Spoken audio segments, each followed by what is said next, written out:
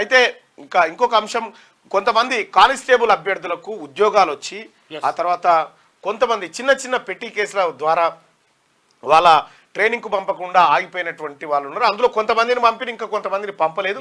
ఆ కొంతమంది అభ్యర్థులు ఇక్కడికి వచ్చారు.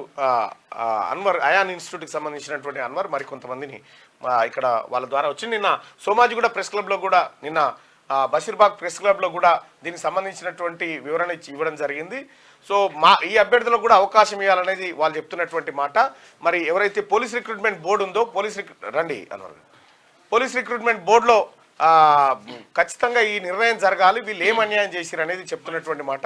వీళ్ళు చెప్పే దాంట్లో న్యాయం ఉంది, ఎందుకంటే అవన్నీ అక్విటల్ అయిపోయినటువంటి కేసులు. అంటే కోర్టు నిర్ధారించి కోర్టు నిర్ధారించి వీళ్ళు ఎలాంటి తప్పు చేయలేదని అక్విటల్ చేసిన తర్వాత వీళ్ళు నేరస్తులు కాదు, అంతకంటే కాదు. కాబట్టి ఎంతమంది మిగిలిన ఇప్పుడు యాక్చువల్గా ఏంటంటే 158 మెంబర్స్కి ఆర్డర్ వచ్చేసింది, క్లియర్ కూడా అయిపోయింది, వీళ్ళది మొత్తం క్లియర్ అయిపోయింది, మీరు ట్రైనింగ్ పోవచ్చు అని చెప్పి క్లియరెన్స్ ఆర్డర్ వచ్చింది. ఈ స్క్రీనింగ్ కమిటీ వేసి స్క్రీనింగ్ కమిటీ 158 మెంబర్స్కి అయిపోయింది. వీళ్ళది ఏం లేదు, సమస్య లేదు. వీళ్ళది జస్ట్ ట్రైనింగ్ పోవాలి. ఇప్పుడు training already civil training already start అయిపోయింది. ఇప్పుడు టీఎస్ఎస్పీ వాళ్ళది మొన్న రీసెంట్గా స్టార్ట్ అయితే ఈ 158 మెంబర్స్లో ఆల్రెడీ 80 మెంబర్స్ వాళ్ళని కూడా ట్రైనింగ్ వెళ్ళిపోయారు. ఇప్పుడు మిగిలిన వాళ్ళు మాత్రమే వీళ్ళు ఉన్నారు, 78 మెంబర్స్ ఏమో మిగిలి ఉన్నారు. వీళ్ళు ట్రైనింగ్ పోవాల్సిన వాళ్ళు. ఇదొక సమస్య. ఇప్పుడు వీళ్ళకు నిన్నటి నుంచి మెమో వస్తుంది. నిన్న కూడా ఒక మెమో వచ్చిందట, మీకు 9 నెలల తర్వాత ట్రైనింగ్ ఇస్తామని చెప్పి వచ్చింది.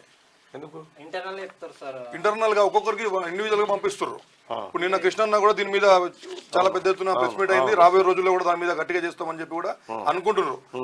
విషయం ఏంటంటే అన్న, సేమ్ నోటిఫికేషన్ ఒకటిసారి పిల్లలు సెలెక్ట్ అయ్యారు, చిన్న మాస్క్ పెట్టలేదు, రాంగ్ రూట్ లోకి పోయిండు, ఇలాంటి కేసుల వల్ల కూడా వీళ్ళని ఆపేశారు.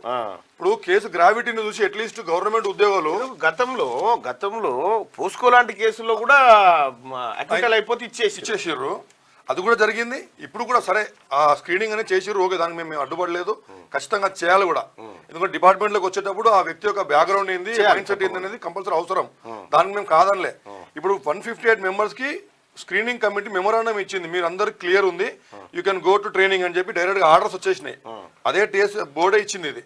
కానీ ఇప్పుడు వీళ్ళకి ట్రైనింగ్ పంపడానికి ఒక్కొక్క ట్రైనింగ్ సెంటర్ లో 2-3 పడతారన్న. దీనికి సపరేట్ గా ఒక ట్రైనింగ్ సెంటర్ పెట్టి పోవాల్సిన అవసరం లేదు. ఎంతమంది 158 లో 80 ఆల్రెడీ వెళ్ళిపోయారు. ఇక 78 మంది మొత్తం రాష్ట్ర వ్యాప్తంగా ఇది వేరే వేరే జిల్లాలు వేరే వేరే కమిషనరేట్లకు పోతారు. వీళ్ళు ఒక్కొక్క 2 బెడ్లు పడతాయి కావచ్చు ఎక్స్ట్రాగా. ఒక్కొక్క ట్రైనింగ్ సెంటర్ లో 2-3 పోతారు.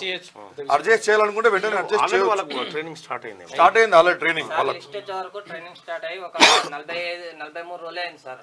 ఆల్రెడీ లిస్ట్ వచ్చే నాటికి పంపించాలంటే అడ్జస్ట్మెంట్ చేసి పంపించాలంటే పంపించచ్చు సార్. కాకపోతే వీళ్ళు ఏమనుకున్నారు సార్, ఇప్పుడు ఒక 9 నెలలు మళ్ళీ ఒక 9 నెలలు సమస్య ఏంటంటే మళ్ళా ఈ లోపు ఏదైనా మళ్ళీ అవుతుంది.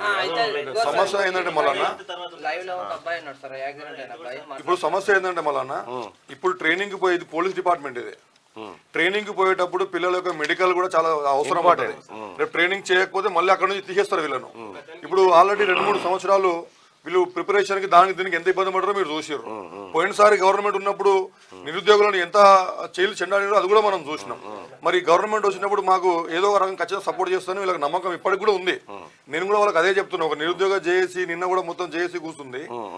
మీరు కూడా ఆల్రెడీ చెప్పారు, అన్న ఏ సమస్య ఉన్నా ఖచ్చితంగా మేము మాట్లాడతాం, అలాంటిది ఏమి లేదు, నిరుద్యోగుల పక్షాన ఎప్పటికి ఉంటా అని చెప్పారు. కాబట్టి నేను కూడా ఒక నిమిషం ఇది అయిపోయినాక మనం మాట్లాడిద్దాం. ఇప్పుడు సమస్య ఏం లేదన్నది, వీళ్ళని ట్రైనింగ్ పంపించేస్తే ఇంకొక సమస్య తలెత్తదు. కొంతమంది వాళ్ళకి ఇంకా ఆర్డర్ రాలే, స్క్రీనింగ్ ఆర్డర్స్ రాలే, వాళ్ళు నాన్ సెలెక్టెడ్. వాళ్ళు నాన్ సెలెక్టెడ్ అంటే సెలెక్టెడే జాబ్లు వచ్చిన వాళ్ళే. 158 మెంబర్స్ కి 158 మెంబర్స్ కి స్క్రీనింగ్ ఆర్డర్ వచ్చేసింది. అంటే వీళ్ళకి క్లియర్ అయిపోయింది, వాళ్ళకి ఇంకా క్లియర్ కాలే.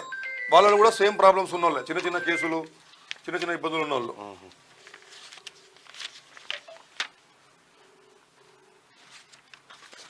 326 మందిలో కొంతమంది క్లియర్ చేసి కొంతమందిని ఆపేసారు సార్. మీరు పోయి అడిగితే ఏమంటున్నారు అధికారులు?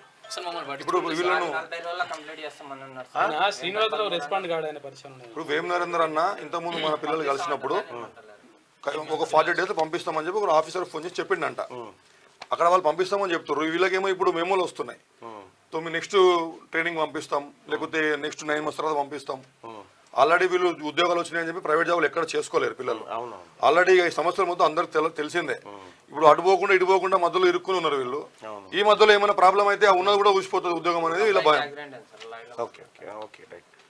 ఇప్పుడు దీనికి పరిష్కారం ఏమంటారు? పరిష్కారం ఏం లేదన్న. ఇప్పుడు ఆల్రెడీ 8 మెంబర్స్ ట్రైనింగ్ వెళ్ళిపోయారు. సేమ్ బ్యాచ్ సేమ్ నోటిఫికేషన్ కాబట్టి వీళ్ళని వాళ్ళు కూడా ఆలస్యంగానే పోయిరా. మొన్న అదే వాళ్ళది ఆలస్యంగా స్టార్ట్ అయింది ట్రైనింగ్. వాళ్ళది టీఎస్ఎస్పీ కాబట్టి అది కొంచెం 2-3 నెలలు లేట్గా స్టార్ట్ అవుతుంది. ఎప్పటికది అది లేట్గా స్టార్ట్ అయింది. వాళ్ళు కలిసిపోయారు దాంట్లో. వీళ్ళు సివిల్ ముందే స్టార్ట్ అయినాయి. సివిల్ ఏరియాలో కొంచెం ముందు స్టార్ట్ అయినాయి. ఒక 1.5 మంత్ 2 మంత్స్ గ్యాప్ ఉండొచ్చు వీళ్ళకు.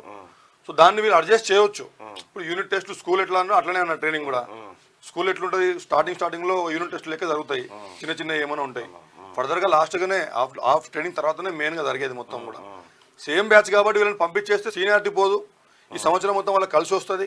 మధ్యలో ఏమైనా ఇబ్బందులు అయితే పిల్లల జీవితాలు ఆగమైపోతాయి. ఒక్కరి జీవితం ఆగమైనా కూడా మనం మళ్ళీ 10 లక్షల మందిలో స్క్రూటనైజ్ అయ్యి 1.5% వీళ్ళందరూ. వీళ్ళు కూడా వీళ్ళకి స్క్రీనింగ్ కార్డు రాలే అయినా కూడా 15,000 మంది 10 లక్షల మందిలో వచ్చినటువంటి యువత వీళ్ళు. అంటే మనకు అవసరమైనటువంటి స్టఫ్ ఇది. దీన్ని మనం ఇట్లా మిస్లీడ్ అయ్యేటట్టుగా చేస్తే రేపు మళ్ళీ వాళ్ళు ఇబ్బందులు పడితే చట్టాల మీద ప్రభుత్వాల మీద నమ్మకం పోతుంది.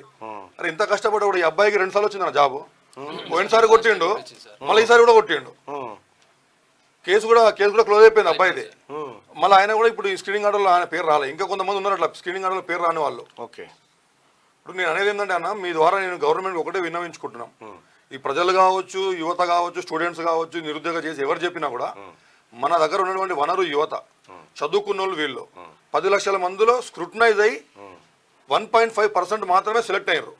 ఈ సెలెక్ట్ అయిన వాళ్ళలో నిజంగానే గ్రావిటీ ఎక్కువగా గ్రీవియస్ కేసెస్ ఉంటే మీరు ఆపండి, మేము కాదంటలేము. చిన్న మైనర్ పిటి కేసులు, చిన్న కేసులు ఉన్నాయి, వాటిని కన్సిడర్ చేసి దానివల్ల దేశానికో రాష్ట్రానికో ప్రజలకో ఎలాంటి ఇబ్బందులు లేనప్పుడు మీరు కన్సిడర్ చేసి వాళ్ళని మీరు తీసుకుంటే సుప్రీంకోర్టు 7 సంవత్సరాల లోపు ఉండేటువంటి శిక్షా కాలానికి స్టేషన్ బెయిల్ ఇవ్వమని చెప్తా. అది సుప్రీంకోర్టే అంతవరకు కన్సిడర్ చేయొచ్చు అంటుంది. కాబట్టి ఏదో ప్రామాణికం తీసుకొని వీళ్ళని చిన్న కేసులు ఉన్న వాళ్ళని కన్సిడర్ చేయడంలో ఎలాంటి తప్పులేదు. చాలా పెద్ద రాష్ట్ర ప్రభుత్వం అలాగే రిక్రూట్మెంట్ బోర్డు ఏదైతే ఉందో రిక్రూట్మెంట్ బోర్డు కూడా వీళ్ళకి తక్షణమే వీళ్ళని ట్రైనింగ్కు పంపి వీళ్ళ సర్వీస్ లాస్ కాకుండా మళ్ళీ 9 నెలల కాలం వెయిట్ చేస్తే ఈ మధ్యలో ఏదైనా జరగని పొరపాటు, ఏం పని చేసుకోలేడు, ఎవడన్నా ఎక్కడ కేసులో గీసులో ఏదో ఇరిగితే లేదో కథ అయిపోతుంది.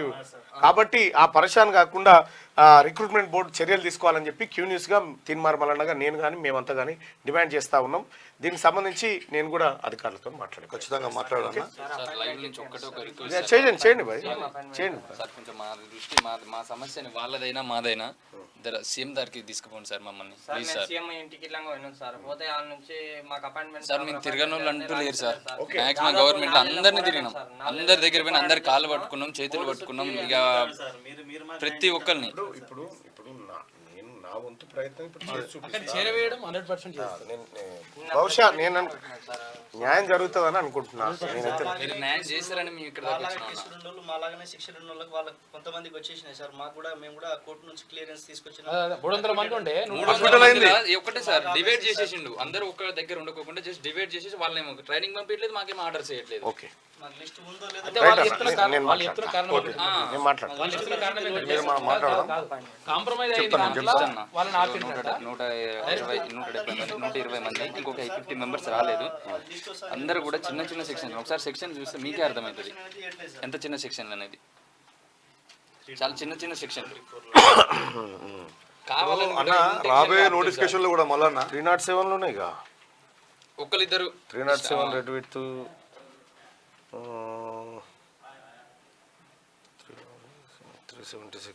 కొన్ని గ్రీవియస్ ఉన్నాయి. ఓకే, మేము దాన్ని ఏమంటలేం. ఇప్పుడు 290 చిన్న కేసులు కూడా ఉన్నాయి.